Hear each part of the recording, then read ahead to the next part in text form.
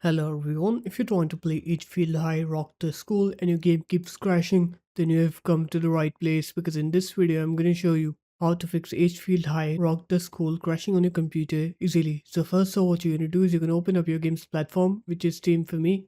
Now you're going to right click on Agefield High, click on properties, install files, click on verify and your game files here. Once you do that, it's going to start verifying your game's files, and then you're just going to click browse on here to open up its games folder, or you're going to go to its location manually. Here it is. Now right click on the games launcher, click properties, compatibility, click on disable full screen optimizations and click run this program as an administrator. After that, click apply, okay, and close this up. Now what you're going to do is you're going to go ahead and try to play the game, and you'll see that your game will now work. You'll not face those crashing problems anymore.